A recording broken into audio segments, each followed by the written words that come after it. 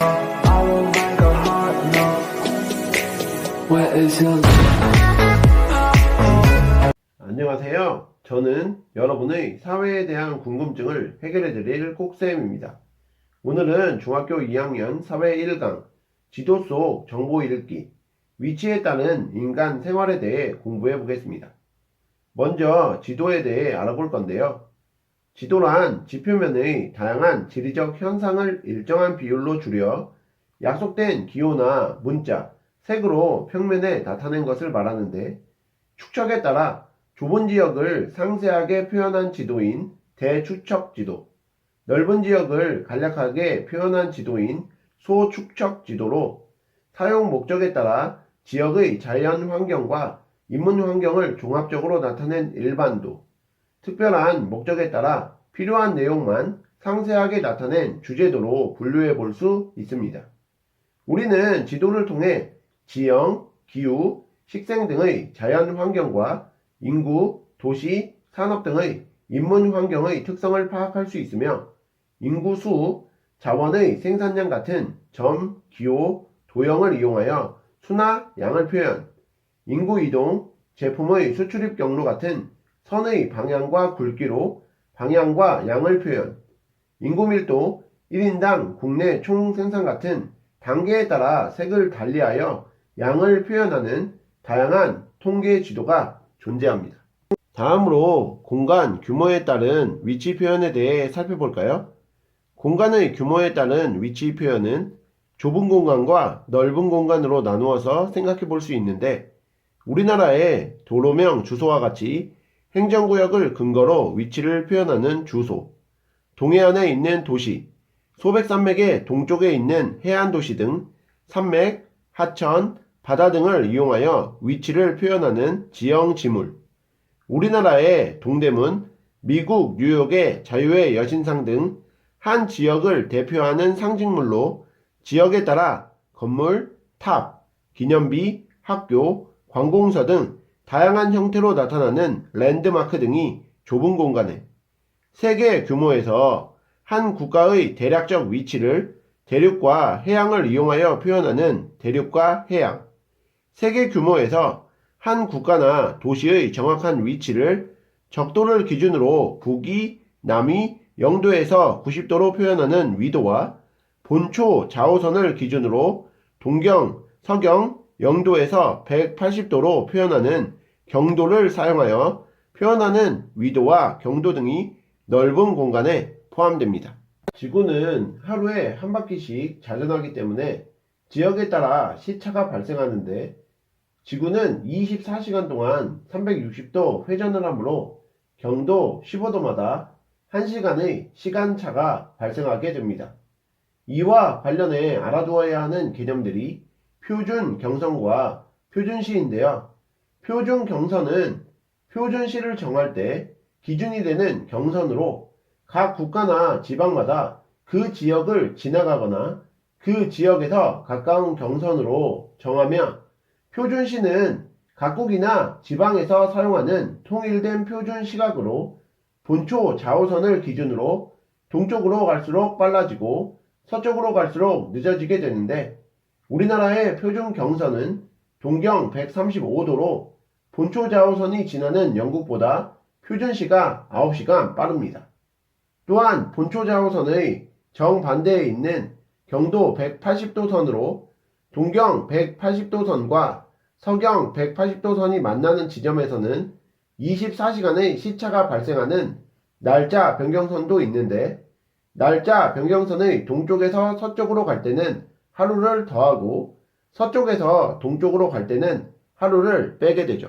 지구는 둥글기 때문에 지역에 따라 태양에서 오는 태양 복사 에너지가 지표에 닿는 양인 일사량의 차이가 발생하는데 적도에서 극지방으로 갈수록 기온이 낮아지며 열대기후, 온대기후, 냉대기후, 한대기후가 나타나 의식주 및 생활 양식, 산업활동 등 인간 생활에 영향을 미칩니다. 이를 자세히 살펴보면 고위도 지역에서는 햇빛이 비스듬히 닿아 기온이 가장 낮아 난방시설이 갖추어진 가옥에서 두꺼운 옷차림을 하며 주민들이 살아가고 중위도 지역에서는 사계절이 뚜렷하고 비교적 온화한 기후가 나타나 사계절에 따른 다양한 옷차림을 보이고 다양한 농작물이 재배되며 저위도 지역에서는 적도 부근에서 햇빛이 수직으로 닿아 기온이 가장 높고 주민들이 통풍이 잘 되는 가옥에서 간편한 옷차림을 하며 살아가게 되죠.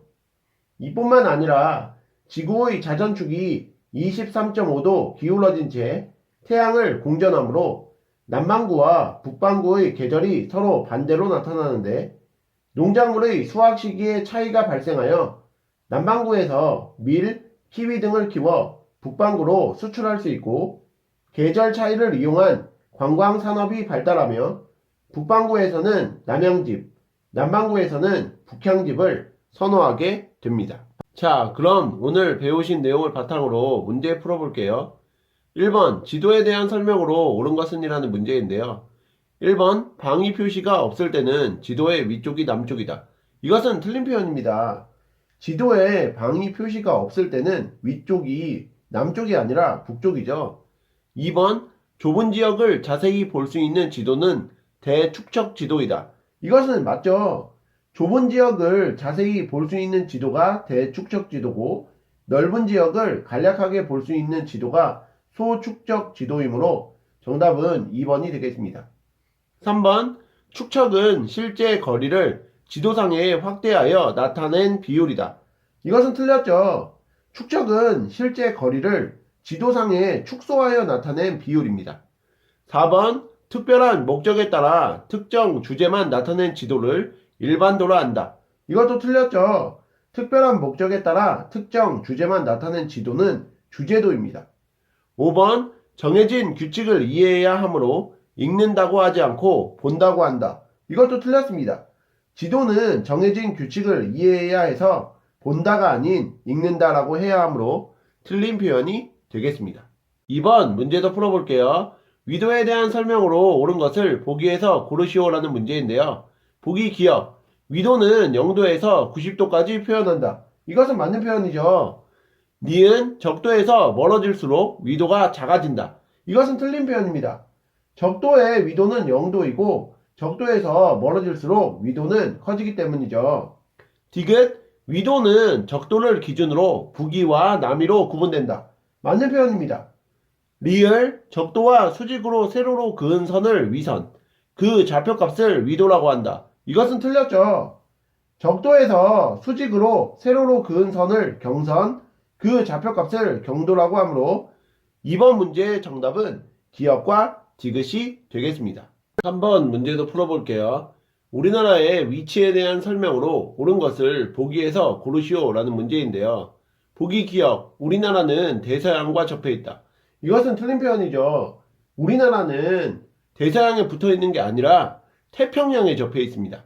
자, 니은 우리나라는 남반구의 중위도에 위치한다. 이것도 틀린 표현이죠. 우리나라는 남반구의 중위도에 위치하는 것이 아니라 북반구의 중위도에 위치하므로 틀렸습니다. 디귿 우리나라는 유라시아 대륙의 동쪽에 위치한다. 이것은 맞는 표현이죠. 리을 우리나라는 북위 33도에서 43도, 동경 124도에서 132도에 위치한다. 이것도 옳은 표현이 됩니다. 그러므로 3번 문제의 정답은 디귿과 리을이 되겠습니다. 4번 문제도 풀어볼게요. 다음과 같이 태양과 지구가 위치하는 시기에 일어날 수 있는 모습으로 옳은 것을 보기에서 고르면 이라는 문제인데요. 자, 지금 그림을 보시면 태양이 지구의 오른쪽에 위치하고 있습니다. 이것은 6월에서 7월에 일어나는 현상인데요. 보기 중에서 6월, 7월과 관련이 있는 것을 찾아주시면 되겠습니다. 기역, 북극지방에서는 백야 현상이 일어난다. 옳은 표현이고요. 니은, 북반구 중위도 지역에서 냉방을 위해 사용하는 에너지의 양이 많아진다. 자, 북반구 중위도 지역에 있는 우리나라를 생각을 해보시면 6월에서 7월은 여름이죠. 그러므로 냉방을 위해 사용하는 에너지의 양이 많아진다는 것은 사실입니다. 디귿, 적도지방에서 극야 현상이 나타난다. 자, 극야 현상이라는 것은 낮이 없고 밤만 지속되는 현상을 의미를 하는데 적도지방에서 극야 현상이 나타나는 것은 6월과 7월과는 관계가 없습니다. 리을, 남반구 중위도 지역에서 한여름에 크리스마스를 보낸다.